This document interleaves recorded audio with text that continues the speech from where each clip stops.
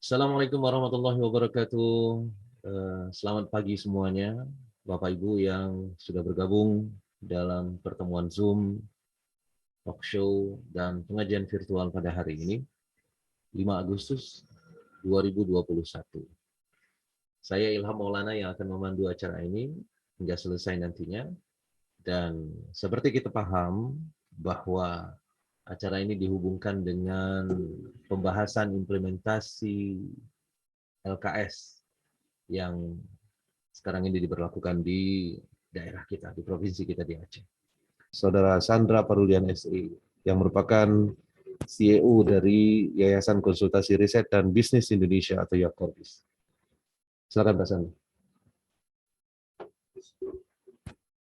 Bismillahirrahmanirrahim. Assalamualaikum warahmatullahi wabarakatuh.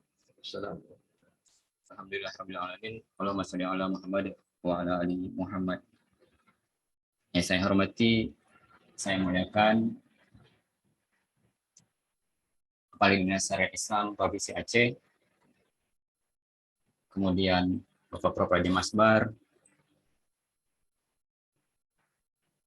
kemudian kepada Pak Sugito, kepada Bapak Nacer Jamil, Haji Uma, Pak Faisal ST, dan kepada pemateri lainnya yang tidak bisa saya sebutkan satu persatu karena banyak. Dan terima kasih juga kepada peserta yang telah ikut menghadiri acara ini. Survei ini kami lakukan karena kami melihat ada fenomena di masyarakat, apakah mereka mempercayai, kemudian bagaimana persepsi mereka terhadap lembaga keuangan syariah yang ada di Aceh, berdasarkan implementasi dari kanun yang telah dibuat itu. Bapak Ibu sekalian, seperti kata Prof. Masbar barusan, kita telah melakukan ini sejak bulan Maret sampai Juni 2021, dan responden yang berpartisipasi berasal dari seluruh kabupaten kota yang ada di Provinsi Aceh. Alat ukur yang digunakan seperti yang barusan disebutkan adalah menggunakan kuesioner, variabel, dan indikator. Kita menggunakan variabel persepsi dan variabel kepercayaan serta sosial demografi untuk melihat bagaimana respon masyarakat terhadap implementasi dari kanun ini di lembaga keuangan syariah. Kita dari hasil yang kami dapatkan untuk sosial demografi responden yang telah mengisi kuesioner sebanyak 845 responden yang telah valid, menunjukkan bahwasannya untuk pertanyaan sebelum konversi lembaga keuangan konvensional menjadi lembaga keuangan syariah, Anda nasabah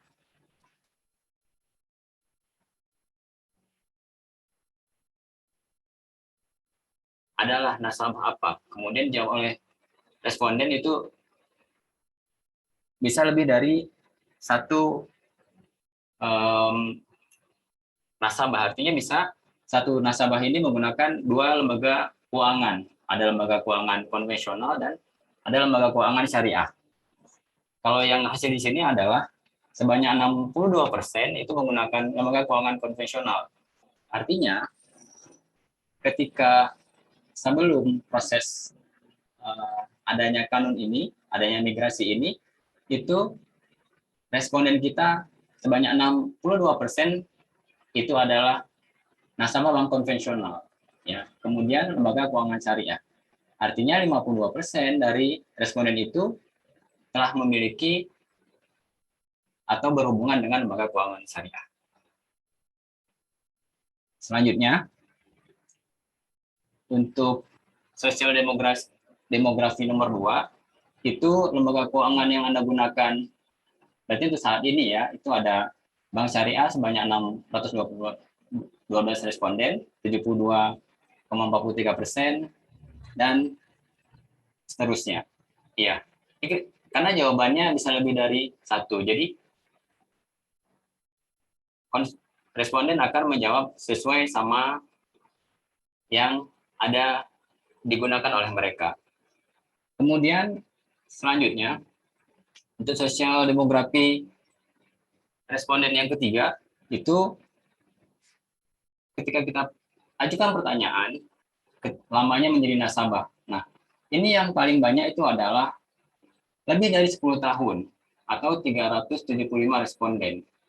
Nah, Bapak Ibu sekalian, kalau kita lihat dari survei ini sebenarnya jawabannya itu variatif ya. Tapi memang pemahaman responden terhadap perbankan syariah atau lembaga keuangan syariah ini sudah sangat baik. Ya, jadi semoga saja nanti setelah ini juga hasilnya akan lebih baik lagi.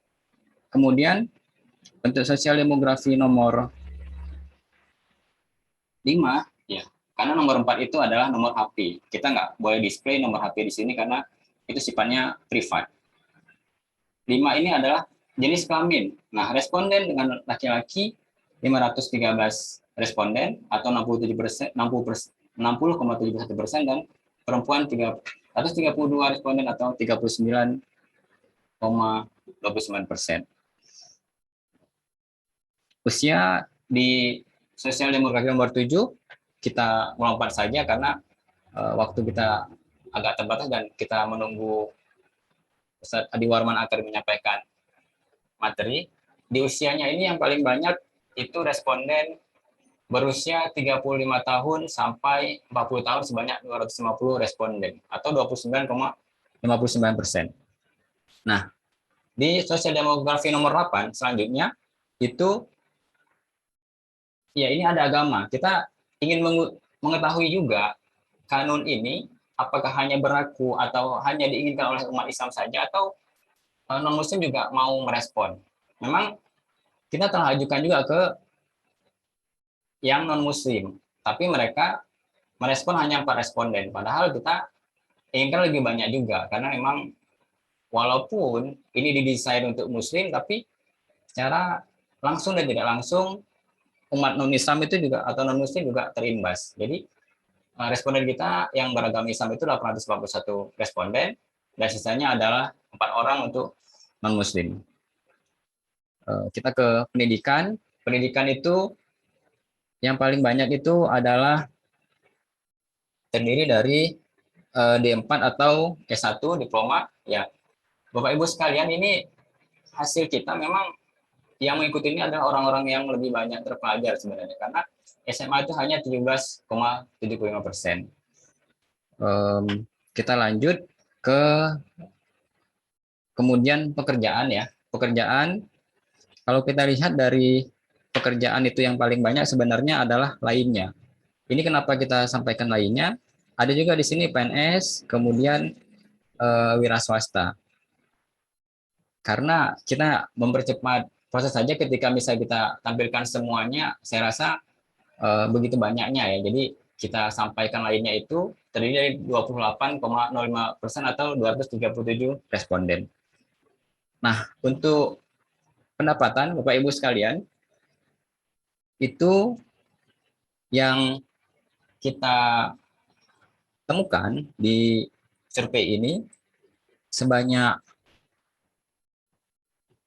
243 responden, itu yang paling banyak itu berpendapatan 2 juta sampai 3,99 juta.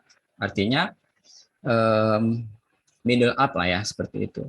Nah, selebihnya 19,17% itu ada di posisi lebih dari 6 juta pendapatannya. Jadi memang mereka lebih bankable sebenarnya responden kita ini. Nah, kita masuk ke slide yang untuk asal kabupaten kota ya Bapak Ibu semua. Ini kita tampilkan di sini. Itu terdiri dari seluruh kabupaten kota yang ada di Aceh. Walaupun memang karena sifatnya surveinya ini menggunakan survei online, itu proporsinya berbeda-beda. Jadi lebih banyak di Banda Aceh dan diikuti oleh daerah-daerah yang lain. Nah, untuk slide selanjutnya, paparan kita, Bapak Ibu semua, kita menggunakan kuesioner untuk menguji ya atau mengambil data dari responden. Kita ada menggunakan skala Likert model 7 dari 1 sampai 7. 1 sangat tidak setuju, kemudian tidak setuju, agak tidak setuju, netral, kemudian agak setuju, setuju dan sangat setuju.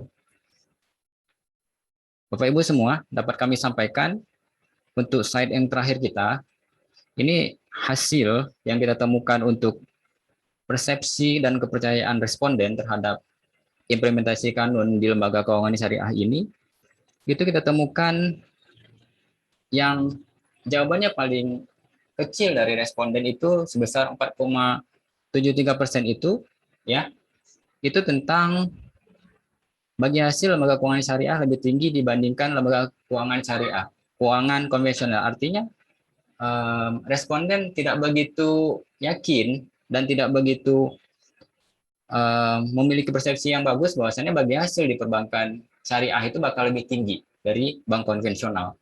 Nah, ini juga menjadi catatan bahwasannya ketika bagi hasil tidak terlalu tinggi berarti bank syariah itu untuk memberikan pembiayaan ke nasabah juga nggak terlalu besar. Artinya perbandingannya itu lebih mendekati dan kita harapkan dengan temuan ini nasabah yang mendapatkan pembiayaan itu berarti mereka mendapatkan pricing atau biaya yang bisa kompetitif ya atau bersaing dengan bank konvensional. Apalagi ini di Aceh kita bakal single banking di tahun depan dan hal seperti ini harus menjadi concern yang betul-betul kita jalankan.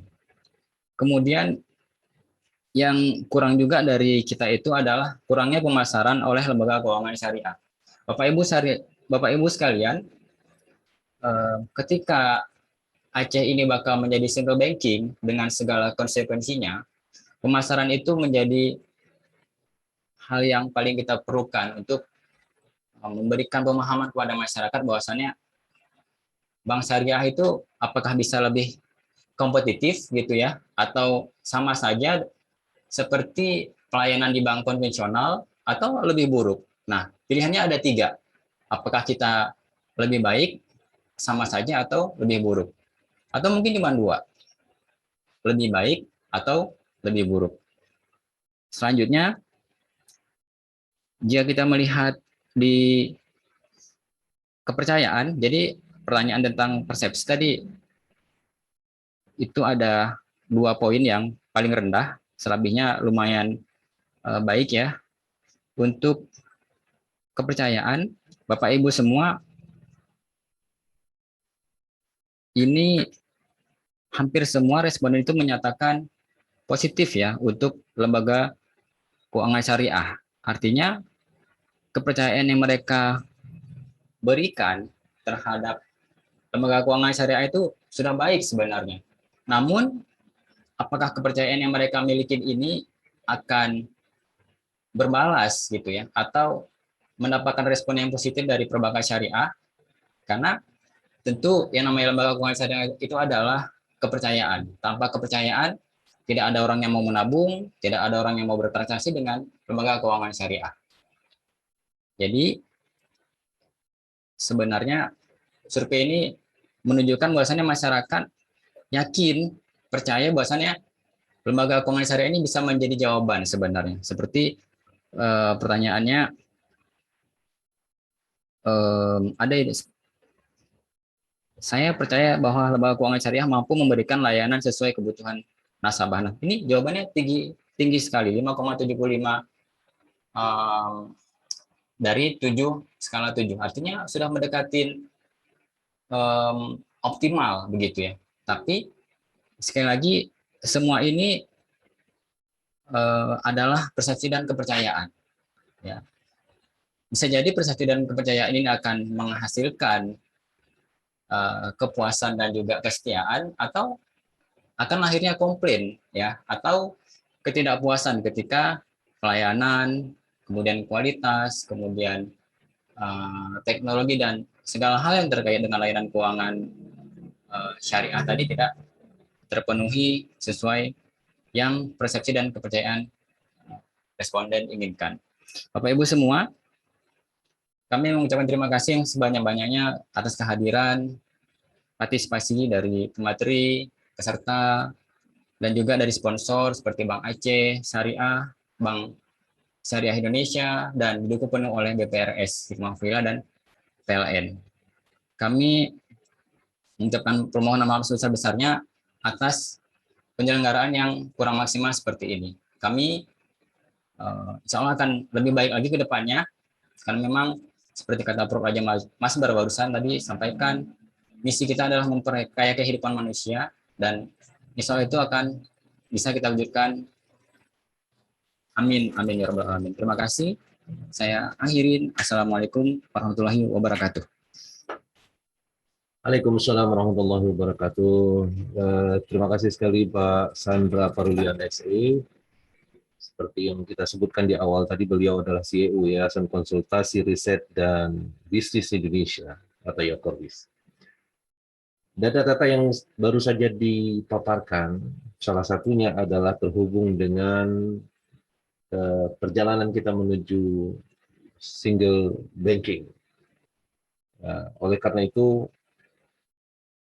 kita bakal mendengarkan kajian khusus yang mempertanyakan single banking di Aceh, takut apa enggak gitu. Ya. Siapa yang takut ya sebenarnya ya, atau kenapa harus takut? Nah, untuk itu kita undang Ustadz Dr. Insinyur Adiwarman Azwar Karim SE MBA MAEP.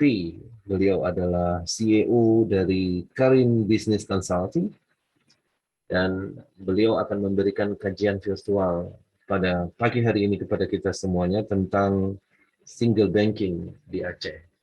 Kepada Ustadz, kami persilakan.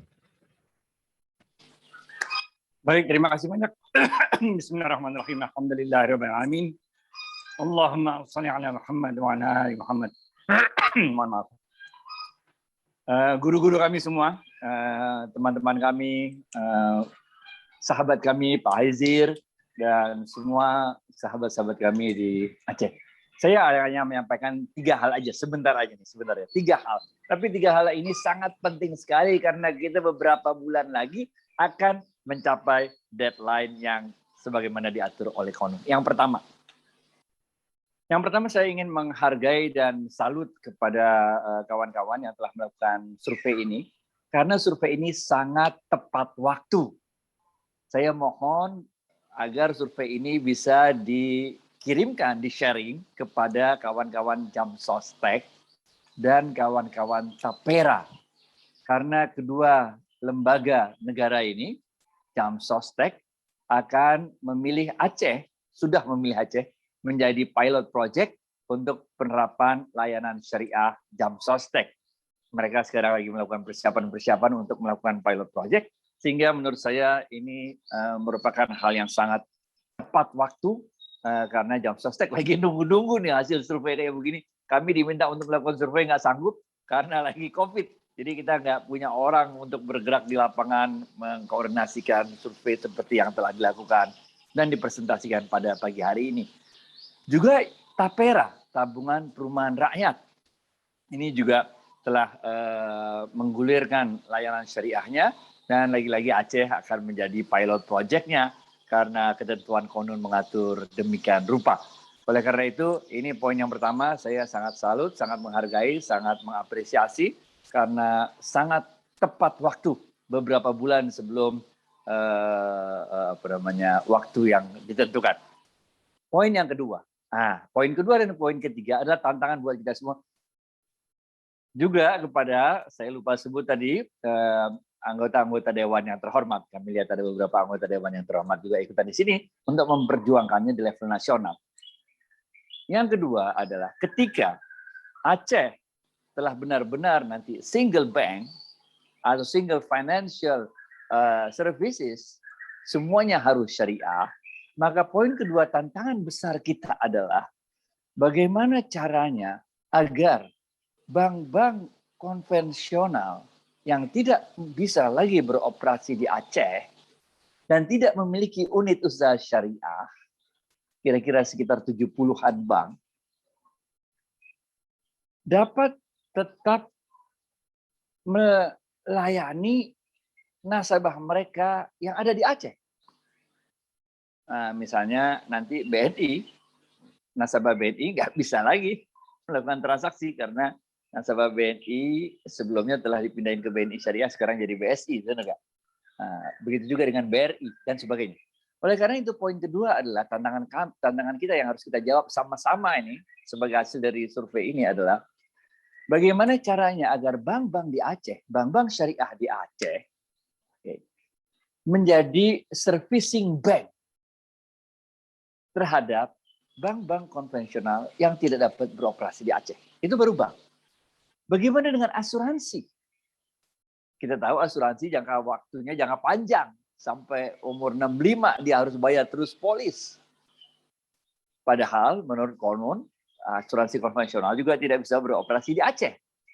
Oleh karena itu kan harus ada kerjasama antara bank-bank syariah di Aceh dengan bank-bank konvensional di luar Aceh, antara asuransi syariah di Aceh dengan asuransi konvensional di luar Aceh, tapi masih punya nasabah di dalam Aceh. Nah, ini kalau dalam ilmu bank biasanya mereka sebut sebagai servicing agent, di mana mereka menunjuk bank-bank syariah di Aceh, mereka menunjuk asuransi konvensional, asuransi syariah di Aceh menjadi agen mereka, servicing agent ini artinya yang atas nama lembaga-lembaga tersebut melayani nasabah-nasabah mereka yang masih tertinggal di Aceh. Nah, ini poin kedua. Ini sampai sekarang saya belum lihat rumusannya. Saya sampai sekarang belum lihat rumusannya. Ini tantangan kita sama-sama bagaimana kita merumuskan kerjasama, kolaborasi dengan bank, dengan lembaga keuangan konvensional di luar Aceh yang masih memiliki nasabah di dalam Aceh melalui lembaga keuangan syariah di Aceh. Tentu kita mengharapkan semua nasabah mereka konversi juga ikutan ke syariah, benar nggak? Tapi ini kan nggak semudah itu ceritanya, nggak semudah itu ceritanya. Misalnya ada kebun di Aceh yang nasabah konvensional dan sebagainya. Ini sebagai, jadi poin kedua adalah bagaimana kerjasama antara lembaga keuangan konvensional di luar Aceh dengan lembaga syariah, lembaga keuangan syariah di dalam Aceh sebagai bank, lembaga keuangan syariah ini sebagai servicing agent. Yang ketiga adalah poinnya bagaimana caranya menurut konon mereka tidak boleh melakukan transaksi di konvensional di Aceh, operasional di Aceh. Tapi bagaimana kalau ini buat para anggota dewan yang kami hormati ini. Sekarang lagi dibuat kajian, lagi disiapkan kajian yang mengatakan bahwa lembaga keuangan konvensional tidak boleh beroperasi di Aceh secara transaksional, tapi boleh sebagai perwakilan saja. Ini dikenal juga dalam ilmu bank, kantor perwakilan, di mana kantor perwakilan ini tidak boleh melakukan transaksi, tapi boleh melakukan kegiatan lain non-transaksional. Kita tahu bahwa pemerintah biasanya apabila ada program-program itu akan disalurkan melalui bank-bank BUMN, Mandiri, BNI, BRI, benar ya, BTN, yang sekarang semuanya udah nggak ada UUS-nya, karena kecuali BTN ada UUS-nya, tapi yang lain semua sekarang udah jadi BSI, benar nggak? Nah, bagaimana kita mengatasi hal ini? Kalau di poin 2 kita menjadi servicing agent, tapi di poin 3 adalah, kalaupun nanti di level nasional dibolehkan adanya, tentu disesuaikan dengan konon yang ada di Aceh nanti, bagaimana kalau akhirnya disetujui bahwa transaksi tidak boleh dilakukan oleh lembaga keuangan konvensional di Aceh, tapi kantor perwakilan boleh dibuka di Aceh. di mana kantor perwakilan ini tidak boleh melakukan transaksi. Nah, untuk poin ketiga ini kami usul buat anggota-anggota Dewan yang terhormat, buat teman-teman di Dinas Syariah Aceh dan sebagainya, dan teman-teman lainnya di pemerintahan dan di DPR-nya Aceh. Ini mesti kita arahkan agar kantor-kantor perwakilan itu tidak boleh berdiri sendiri-sendiri, tapi kantor perwakilan itu harus berdiri dan bekerja sama dengan lembaga keuangan syariah di Aceh. Ini Pak, ini penting Pak. Karena kalau kantor-kantor perwakilan itu nanti berdiri sendiri-sendiri, kita repot. Karena dengan kemajuan teknologi namanya kantor perwakilan, benar nggak? Kita tahu di Jakarta Pak, banyak kantor perwakilan bank-bank di Singapura itu melakukan namanya perwakilan. Dia punya kantor perwakilan di Jakarta, nggak boleh buat transaksi. Tapi kita tahu bahwa sebetulnya terjadi transaksi juga dengan kemajuan teknologi yang ada, benar nggak? Oleh karena itu, untuk poin yang ketiga, saya ingin mengusulkan agar regulasinya nanti berbunyi bahwa mereka-mereka yang mau membuka kantor perwakilan, lembaga keuangan konvensional yang mau membuka kantor perwakilan di Aceh, walaupun tidak boleh transaksional, tetap harus bekerja sama dan berada di dalam kolaborasi dengan lembaga keuangan syariah di Aceh. Dengan demikian, sebetulnya kita bisa tetap mengamankan, mengawal amanah dari konun itu. Karena konun ini bagus sekali, tapi kalau mau diakalin ada caranya untuk ngakalinnya, benar ya? Jadi saya ulangi 3. Yang pertama, terima kasih banyak, timingnya tepat banget. Tolong kalau boleh di-sharing ke Jam Sostek dan Tapera, karena mereka memerlukan kajian seperti ini, survei seperti ini. Yang kedua, tolong dipikirkan tantangan buat kita semua, bagaimana caranya supaya lembaga keuangan konvensional di luar Aceh yang nasabahnya masih tetap ada di Aceh karena satu dan lain hal, kita udah cerita tadi nasabah asuransi yang puluhan tahun itu namanya, agar mereka bekerja sama dengan lembaga keuangan syariah di Aceh, di mana lembaga keuangan syariah di Aceh menjadi servicing agentnya dari lembaga keuangan konvensional luar Aceh yang masih punya nasabah di Aceh. Dan yang ketiga adalah apabila regulasi baru yang akan digulirkan nantinya yang membolehkan adanya kantor perwakilan lembaga keuangan konvensional di Aceh, walaupun tidak boleh transaksional supaya nggak tabrakan sama konun, mudah-mudahan kita bisa atur lagi agar kantor perwakilan itu harus bekerja sama, harus berkolaborasi di bawah lembaga keuangan syariah di Aceh. Itu aja Bapak-Bapak, 3 hal yang ingin kami sampaikan. Banyak sekali pembicara lain yang luar biasa, sehingga saya harus menghentikan sampai di sini aja. Billahi taufiq wal hidayah. Assalamualaikum warahmatullahi wabarakatuh. Back to you, moderator. Waalaikumsalam warahmatullahi wabarakatuh. Terima kasih Ustadz Dr. Insinyur Adi Warman Azwar Karim, SCMBA, MAEP. Luar biasa, singkat, padat, tapi sangat jelas ya. 3 poin, gampang untuk kita ingat, mudah untuk dicatat, dan langsung terhubung dengan beberapa narasumber lain di sini. Jadi pantas juga untuk dijawab oleh mereka nanti dalam materi yang mereka sampaikan ya. Terutama tadi yang ditembak oleh Ustadz Adi Warman adalah DPR tadi ya.